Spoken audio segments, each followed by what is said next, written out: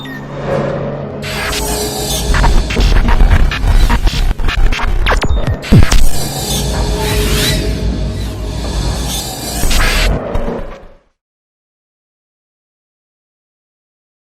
साठे हे certified financial planar आहेत. आर्थिक नियोजन आणि गुंतवणूक या क्षेत्रात ते जवळजवळ 13 वर्ष काम करत आहेत. 2010 नंतर ते जवळजवळ 4 खंडांमध्ये पसरलेल्या आणि 2,500 कोटीचा पोर्टफोलिओ जो आहे ते तो सांभाळत आहेत. त्यांचे अनेक विषयांवरचे आर्थिक नियोजन असो किंवा आणखीन ह्यासाठी अमोल साठे ह्या त्यांच्या YouTube चॅनेलवरती आपण इतर त्यांचे व्हिडिओज बघू शकता. आजचा आपला विषय आहे सोने आणि गुंतवणूक. अमोल, ट्रॅडिशनली आपण सणासुदीला किंवा शुभमुहूर्ताला सोनं खरेदी करतो. तर ही इन्व्हेस्टमेंट म्हणून how good or bad it is? नमस्कार and thank you very much for inviting me in your programme today. हा प्रश्न ऍक्च्युली मला फार आवडतो, कारण खूप लोक हा प्रश्न मला विचारत असतात आणि हा खूप रिलेव्हंट प्रश्न आहे ऍक्च्युली. कारण ट्रॅडिशनली स्पीकिंग आपण सोनं या गोष्टीकडे फार वेगळ्या अँगलनी बघतो. We Indians or in some cases Chinese people. बाकी जगभरामध्ये सोन्याला कमॉडिटी समजलं जातं, पण सेंटिमेंटल व्हॅल्यू ही आपल्याकडे जास्ती आहे. त्यामुळे गुंतवणूक आणि gold, these two things don't really clarify themselves to people. बऱ्याच वेळेला असं होतं की ते दोन गोष्टी एकत्र होतात आणि आपल्याकडे जे अक्षय्य तृतीयेला किंवा अशा ऑस्पिशियस डेजना आपण जाऊन सोनं विकत घेतो, सोन्याची वळी लोक घेतात आणि म्हणतात की आम्ही सोन्यामध्ये चांगली इन्व्हेस्टमेंट केलेली आहे. द फॅक्ट इज ती इन्व्हेस्टमेंट बऱ्याच वेळेला नसते खऱ्या अर्थाने. आणि let's first segregate these two approaches, traditional approach आणि गुंतवणुकीचा अप्रोच. या दोन गोष्टी आपण पहिल्यांदा वेगळ्या करू, क्लिअर करून घेऊ. So traditionally what happens is, आपण आपल्या मुलांच्या लग्नाची तरतूद म्हणून किंवा इतर कोणत्या अशा एक जस्ट एक ट्रॅडिशन म्हणून, परंपरा म्हणून आपण आपल्याकडे सोनं घेतलेलं असतं. आणि हा अप्रोच आहे ट्रॅडिशनल, पारंपरिक. गुंतवणूक ही गोष्ट जेव्हा आपण हा शब्द वापरतो तेव्हा आपल्याला एक लक्षात घेतलं पाहिजे की त्याच्यामध्ये बाईंग आणि सेलिंग या दोन्ही गोष्टी इन्व्हॉल्ड असतात.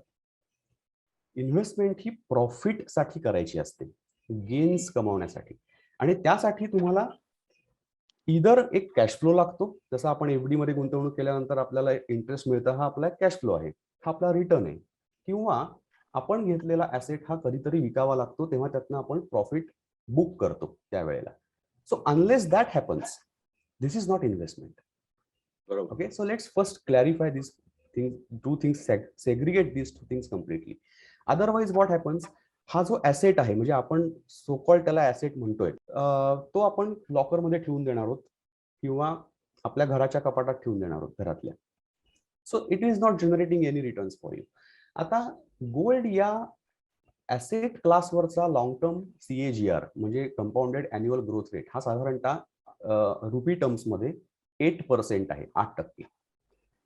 पण तुमच्या घरात ठेवलेलं जे वळं आहे ते काही जनरेट करत नाहीये, कारण रादर बऱ्याच अंशी ती एक कॉस्ट आहे. कारण तुम्ही जेव्हा ते लॉकर मध्ये ठेवलेलं असतं तेव्हा तर ते you are paying locker fees for it.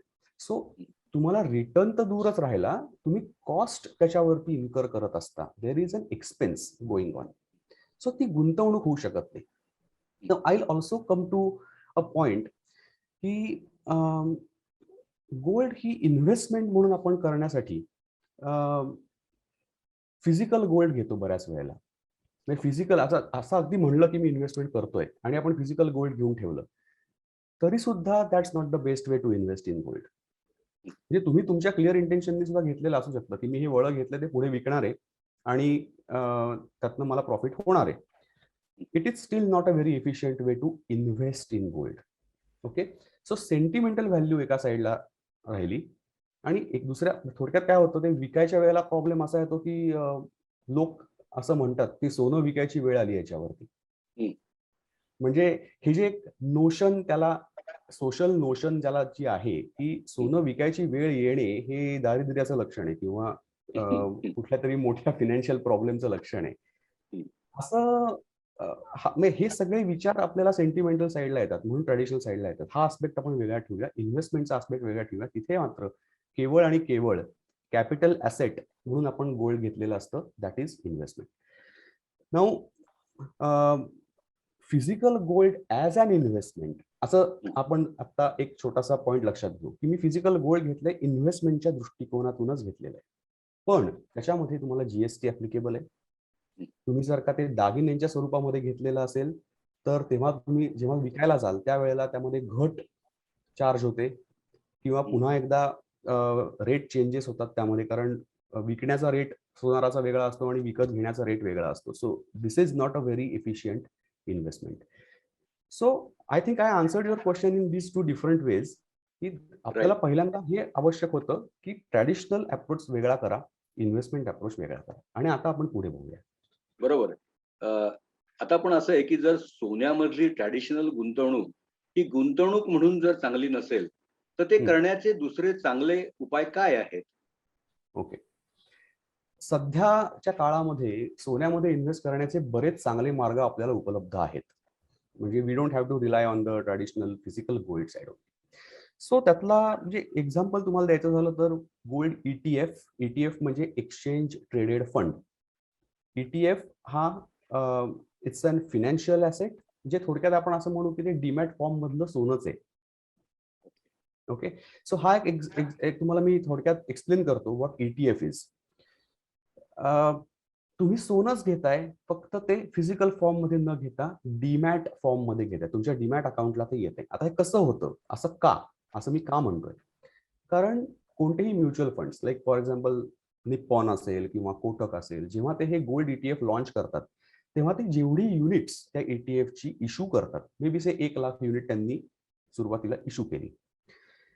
Bye law they have to buy 1,00,000 grams of gold, physical gold, pure 999 gold, and store it with their custodian. So तुमच्या प्रत्येक युनिट मागे 1 ग्रॅम सोनं आहे, फक्त तुमच्याकडे नाहीये, तुमच्या हातात नाहीये, ते एएमसीच्या त्या कस्टोडियनकडे आहे. पण त्या युनिटच्या नावचं 1 ग्रॅम गोल्ड अस्तित्वात आहे, विकत घेतलेलं आहे, हवेत नाहीये. हे लक्षात घेणं आवश्यक आहे, कारण बऱ्याच वेळेला लोकांना वाटतं की गोल्ड ईटीएफ म्हणजे काय, त्याला काही नाही, जागा बिछा काही नाहीये, छेंडा बुडका काही नाहीये, त्याच्या खाली गोल्ड आहे मला कुठे माहिती. गोल्ड आहे which is by law. So these gold ETFs cannot escape this provision that they have to buy that gold. That is one thing. Benefits म्हणलात तर अनेक बेनिफिट्स आहेत. एक म्हणजे ते चोरीला जाऊ शकत नाही. तुमच्या डीमॅट अकाउंटला जे सोनं आहे ते चोरीला कसं जाणार? तुमच्या घरातनं जाऊ शकतं किंवा लॉकर मधनं पण जाऊ शकतं, पण गोल्ड ईटीएफ मधलं गोल्ड चोरीला जाऊ शकत नाही. Okay, that is first. Secondly, there is no GST applicable. So तुम्हाला गोल्डची जी स्ट्रेट प्राइस आहे ती डायरेक्ट तुमच्याकडे ट्रान्सफर होते, त्याच्यामध्ये कुठेही ती प्राइस त्या जीएसटी मुळे वाढत नाहीये 18%. Okay, that is important. तुम्ही इझिली बाय आणि सेल करू शकता, कारण लिक्विडिटी पुष्कळ असते. सिम्पली तुम्ही ऑनलाईन जायचं, तुमच्या डीमॅट अकाउंटला लॉग इन करून, ट्रेडिंग अकाउंटला लॉग इन करून simply you can buy and sell this. It's very liquid in nature. तुम्ही गोल्डच्या प्राइसची जी अपसाइड आहे पुढे येणारी, जो काय गोल्डच्या प्राइस मधला राईज आहे, you are completely participating in that without any deductions like घट or any other taxes. There is nothing. So ही एंटायर अपसाइड तुमची होते पूर्णपणे.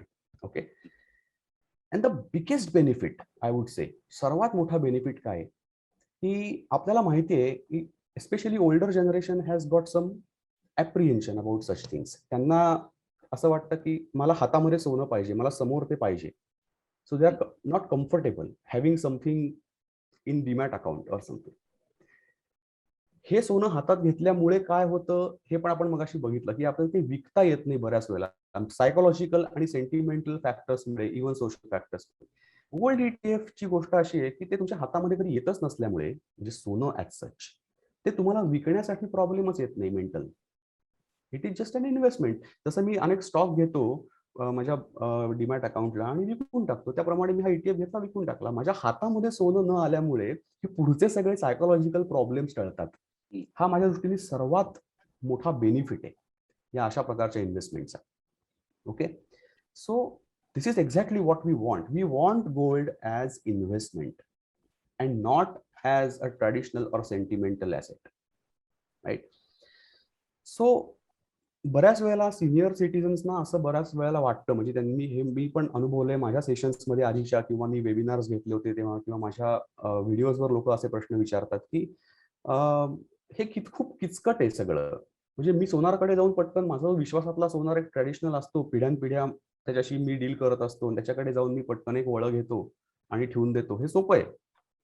पण हे ETF आणि बाकी तुम्ही जे काही गोल्ड वगैरे या गोष्टी म्हणताय, हे करणं फारच किचकट आहे बाबा. हे फार कंबरसम आहे. इन रियालिटी हे अजिबात किचकट नाहीये. सी, बरेच सिनियर सिटीजन सध्या डीमॅट अकाउंट्स ऑपरेट करतायत, ट्रेडिंग अकाउंट ऑपरेट करतायत, स्टॉक मार्केट इन्व्हेस्टमेंट्स करतायत. आणि जर ते तरी सुद्धा थोडंसं अवघड वाटत असेल तर simply pickup your phone, call your broker and place the order. That's it. Broker तुमच्यासाठी ETF ऑर्डर प्लेस करेल. It is that simple. सध्या आता एवढी ॲडव्हान्समेंट आहे की बाकी पेपर वर्क, फॉर्म, 100 फॉर्म्स, कागदपत्र असं पण लागत नाही डीमॅट अकाउंट ओपन करायला किंवा ब्रोकिंग अकाउंट ओपन करायला. इट इज जस्ट व्हिडिओ व्हेरिफिकेशनच्या माध्यमातून पण ते ओपन करता येतं. So it's very simple now. It was not that simple earlier. So मी हे सगळ्यांना सांगू इच्छितो, especially the older generation, that don't feel stressed about it, की हे कसं करता येईल आपल्याला, हे फार कॉम्प्लिकेटेड दिसतंय, कंबरसम. अजिबात नाहीये, खूप सिम्पल आहे. Just one word with your broker and you are sorted. I am telling you. म्हणजे खूप ऍक्च्युली हा उत्तम मार्ग आहे इन्व्हेस्ट करण्याचा, जो अत्यंत सोपा सुद्धा आहे. याच्याबद्दल फार स्ट्रेस घेऊ नका. It's not that difficult. Sovereign gold bonds हा दुसरा ऑप्शन आहे. पण आपण सॉव्हरीन गोल्ड बॉन्ड्स, आणि हा मी तुम्हाला सांगेन असं की सॉव्हरीन गोल्ड बॉन्ड्स हा सर्वात चांगला ऑप्शन आहे गोल्डमध्ये इन्व्हेस्ट करण्याचा.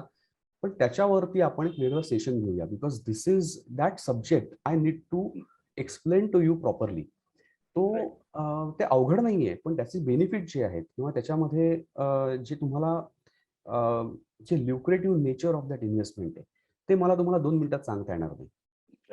We'll have to take a session for it, and I'm telling you that session would be excellent for every one of you, कारण sovereign gold bonds हे गोल्ड मध्ये invest करण्याचा सर्वोत्कृष्ट मार्ग आहे.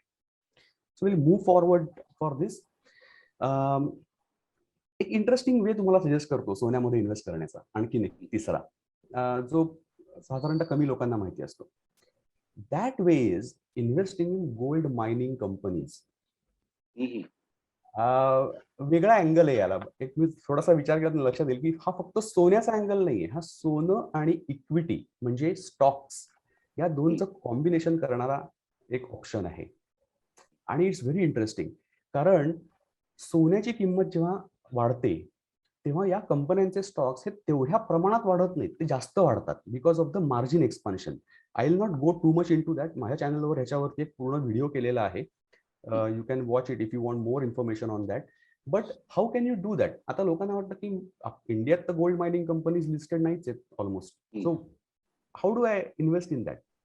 सो US NYSE वर, London stock exchange वर तुम्हाला अवेलेबल आहे, पण हे कोणी करायला जात नाही. DSP चा एक फंड आहे, world gold fund. DSP world gold fund हा एकच फंड. मी हे नाव का घेतोय कारण हा एकच फंड आहे तसा आपल्याकडे. It's a feeder fund. म्हणजे तुम्ही रुपीज मध्ये इन्व्हेस्ट करता, ते पैसे डॉलरमध्ये कन्वर्ट होऊन त्यांच्या पेरेंट फंड मध्ये इन्व्हेस्ट होतात, which is BlackRock world gold fund. आणि त्या फंडाचे जे रिटर्न्स आहेत ते तुम्हाला रुपी टर्म्स मध्ये मिळतात. That's how it works. It's like a feeder fund. It's like a channel ज्याच्यामध्ये तुमचे रुपये जातात आणि डॉलर्स बनवून बाहेर जातात, आणि बाहेरून पुन्हा आत येताना रुपये मध्ये कन्वर्ट होऊन तुम्हाला रिडम्शन मिळतं. So you can participate in this gold equities. Excellent मार्ग आहे हा over a longer term, definitely. Okay, हा एक इंटरेस्टिंग वे आहे. May you do watch that video on my channel, because त्याच्यामध्ये तुम्हाला या सगळ्या गोष्टींची डिटेल्ड माहिती मी दिलेली आहे की ते कसं वर्क होतं, कसं करू शकता, बाहेर गुंतवणूक कशी करू शकता, हे सगळं. So you are taking exposure outside India. That is important. Otherwise आपण फक्त इंडियामध्ये आपली गुंतवणूक करत असतो. बरोबर आहे अमोल. तुला अजून एक प्रश्न विचारायचा वाटतो की आजकाल काही सोनार किंवा ज्वेलर्स असे आहेत की जे तुमच्याकडचं फिजिकल गोल्ड त्यांच्या कस्टडीमध्ये ठेवतात आणि इन रिटर्न ते दरवर्षी 5 ते 6% व्याज देतात. तर ही गुंतवणूक ह्या दृष्टीने कशी वाटते? Is it safe for that? Well actually see it would largely depend on the terms and conditions. म्हणजे एक तर तुम्ही त्या कॉन्ट्रॅक्टच्या टर्म्स अँड कंडिशन्स बघणे आणि त्या ज्वेलर बरोबर तुम्ही किती कम्फर्टेबल आहात त्याच्यावरती बऱ्याच प्रमाणात अवलंबून असते. पण personally I am not comfortable with such things. I tell you Y. Basically physical gold, जसं आपण बघितलं की फिजिकल गोल्ड हे रिटर्न जनरेट करत नाही. म्हणजे बुलियन जर का ठेवून दिलं नुसतं तर रिटर्न जनरेट होत नाहीत.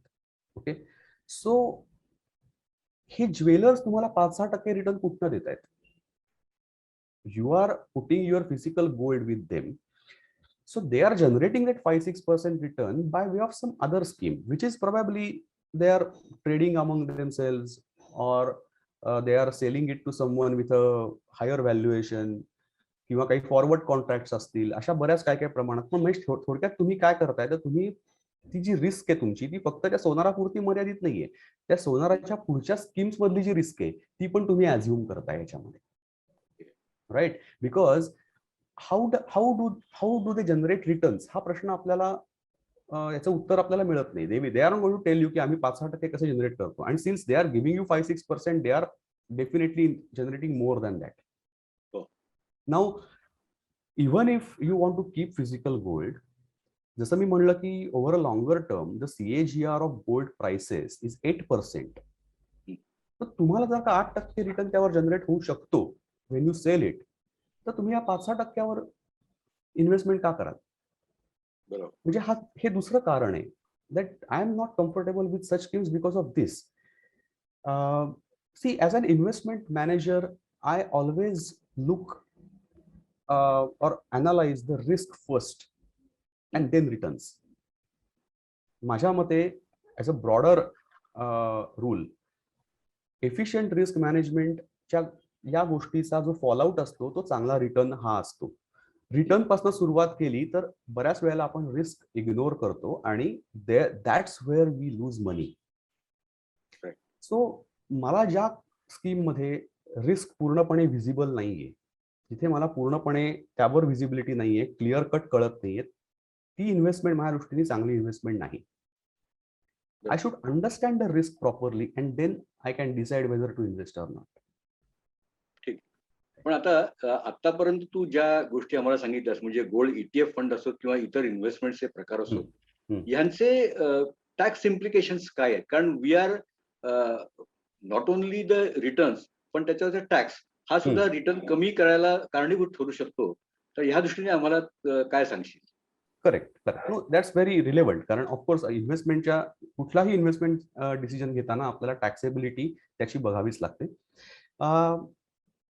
गोल्ड ETF आणि physical gold even they are called as capital assets. म्हणजे दे आर कॅपिटल ॲसेट्स.